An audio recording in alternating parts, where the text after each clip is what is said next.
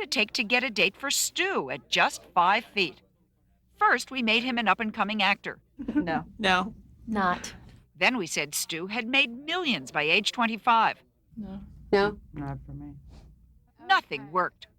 How come nobody picks Stu? He's too short. Too short? We asked if there was anything we could add to make Stu irresistible. Maybe the only thing you could say is that the other four are murderers. Right, or convicted of some crime. Convicted That would murderers. definitely. Child Rapists. molesters. Or psychotic. Right. Right, Exactly. And then we You would know. say, Oh, okay, hello, Stu. Right. I mean, and nothing bad towards him. He's got a nice smile. He's cute. But no takers. So we replaced Stu with David to see if 5'6" made a difference. We brought in one last group of women. When they all picked this fellow, we told them he'd been unemployed for 2 years, but that our David was a chief surgeon. I guess it would be David.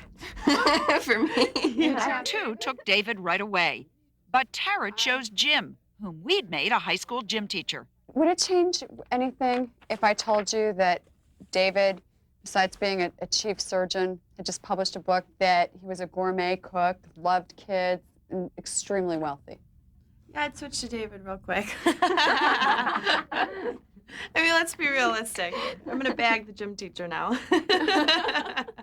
So what's going on here? You had to make those short guys almost like God to make them desirable, right? We finally made him God, and that's when they chose.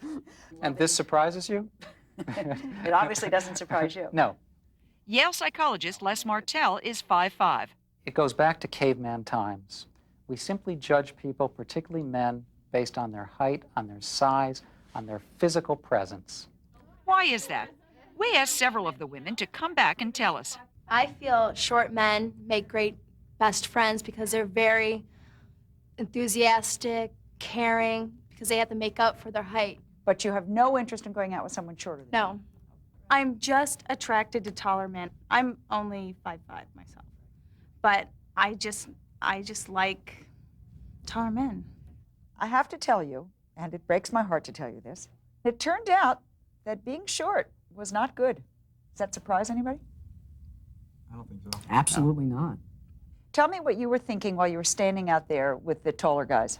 Sure aren't picking us. You want to look up into his eyes, and you want it to be like a movie. There's a stereotype in society that says when you find your mate, the man is bigger and the woman is smaller. You know, Tarzan, Jane. And we didn't get to speak, so... Right. Well, you didn't get to speak, but we spoke on your behalf. Oh, thanks. And we made you doctors, chief surgeons, best-selling authors.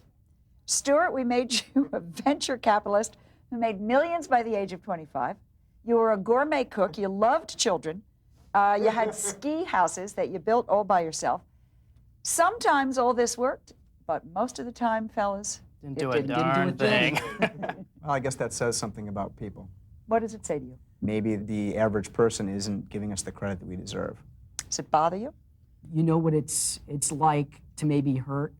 I think you know what it's like to, maybe to have more setbacks than taller people. David, you're nodding your head. Sure. You think that's oh, true? Yeah. Growing up, you take a lot of abuse. Always being the short one and getting picked on and name calling. It happens. What has happened to these three nice guys from the early experiment? Any women in their lives? Well, Dave, whom we told you was getting married, has gotten married, so that's all fine. Stu and Rob are still available, however. Women of America, tall or short, they're out there.